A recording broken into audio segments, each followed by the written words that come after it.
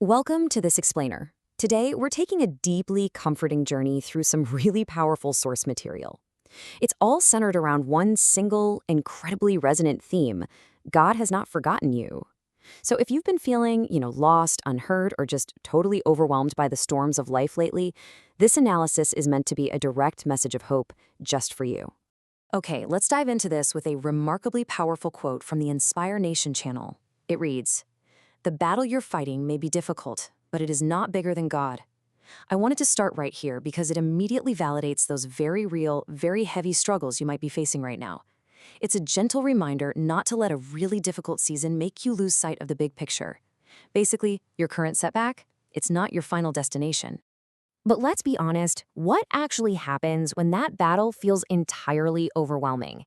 In a 31-day devotional from Family Life, the authors use the utter devastation of Superstorm Sandy back in 2012 as a metaphor for our personal crises. Just like hundreds of thousands of people lost their comfort and security literally overnight to that massive hurricane, we face sudden life storms too, right? The loss of a loved one, a scary medical diagnosis, or maybe a complete financial collapse. And in the middle of all that destruction, the authors point out that it is completely 100% normal to feel like you're just standing there in the rubble, completely abandoned. Section 1. When heaven seems silent. The intellectual and emotional struggle.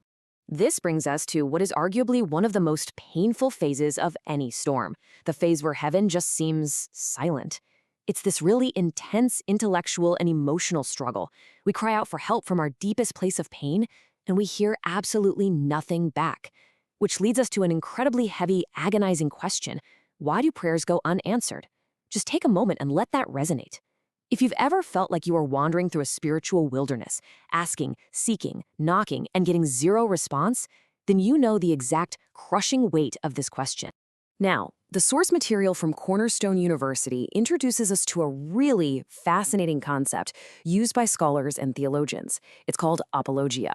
And in this specific context, apologia isn't an apology, like nobody's saying, "I'm sorry." Rather, it's a rhetorical defense of God's character when we're faced with the harsh, cold reality of unanswered prayer. And this isn't just some cold academic debate either. The researchers show us that it's a profoundly human attempt to reconcile a deep, abiding faith with the reality of deep, unyielding pain. To understand this a bit better, we can look at the work of Dan L. Pierce and Bon D. Lattin. They're researchers from Cornerstone University who conducted a pretty extensive study into the rhetorical strategies that Christian writers use to actually address this dilemma of unanswered prayer. Essentially, they analyzed how believers cope and what they write when the promise of answered prayer seems to totally clash with their actual, lived, everyday experiences. And this brilliantly illustrates one of their key findings, this strategy called transcendence. See, there's a really stark contrast between our human perspective and the divine perspective. From the human side, we almost always pray for immediate relief, right? We just want the pain to stop right now. But the literature suggests a divine perspective is focused on working out a much larger unseen purpose. It's the idea that a higher power might be developing character or preparing someone for something way greater that simply cannot be seen from our own limited human vantage point. The study also notes another common explanation found in a lot of Christian literature, and that's shifting the focus back to us. Sometimes, the writers argue, there are actually human barriers blocking our prayers, things like unconfessed sin, impure motives, selfishness, or unresolved conflict. These things might actually be standing in the way. It's a concept that gently prompts the reader to reflect on their own heart and just make sure they aren't the ones putting up the walls. Section 2. The God Who Sees You, a Revelation in the Wilderness. Let's move to and see how this builds into an actual lived experience. We're going to transition from these high-level theological concepts into a very real, very human narrative from the Bible, the story of Hagar from the book of Genesis. Now, what's really interesting here is that Hagar was an Egyptian slave.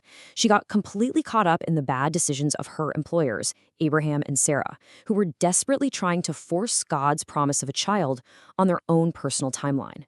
Hagar basically became the victim of their mess. She suffered abuse and mistreatment, which ultimately drove her to run away, fleeing right into the harsh, unforgiving wilderness. Let's just trace how this incredible isolation unfolded. Abraham and Sarah had been waiting 10 long years for a promised child.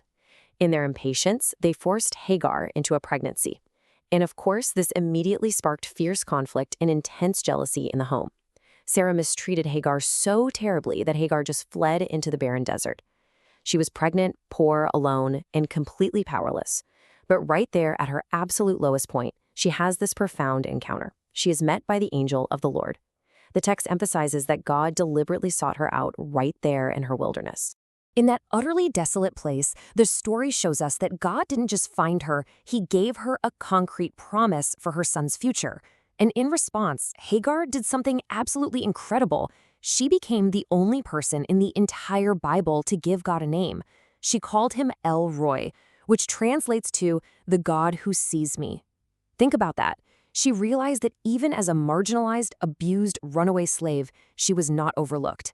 God saw her pain completely and intimately. Section 3. Signs you are heard.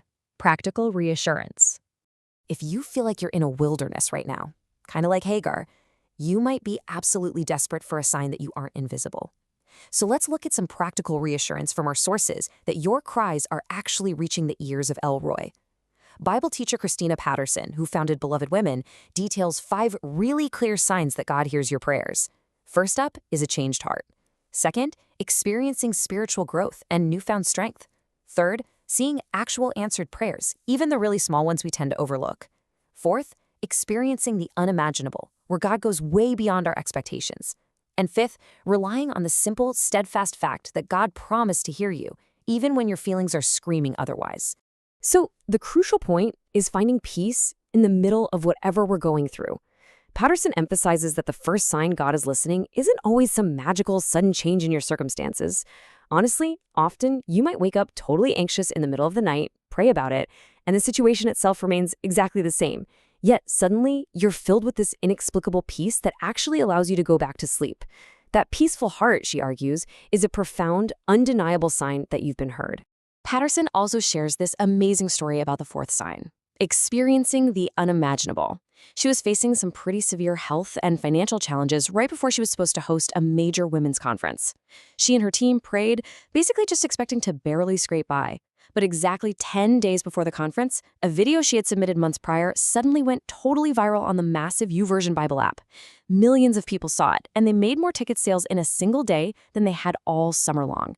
For her, it was a clear sign of God going above and beyond to provide at the exact right moment. Section 4. Holding on to hope. Better days are coming. Stories like that really remind us that even in the utter silence, work is being done behind the scenes. So let's bring this explainer into a concluding phase. We really want to focus on holding on to hope and the deeply comforting truth that, as our sources emphasize over and over, better days are indeed coming. The Family Life Devotional anchors this hope in Psalm 46, verse 1. God is our refuge and strength, a very present help in trouble. Whether you're facing a natural disaster, a crushing personal failure, or just a deep lingering sense of abandonment, the message here is crystal clear. God is with you before the storm, during the storm, and after the storm. He is a constant place of refuge. The ultimate reassurance is that you are never, ever walking through the wilderness alone. Which brings us to a final thought I really want to leave you with today. How can you look for the God who sees you in your own current struggles? What would actually change if you truly believed that, right now, in the midst of whatever you're fighting, El Roi has his eyes fixed warmly right upon you? Hold on to that question. Let it bring you some peace today, and I really hope this explainer helps you remember the core message of our sources. You have absolutely not been forgotten.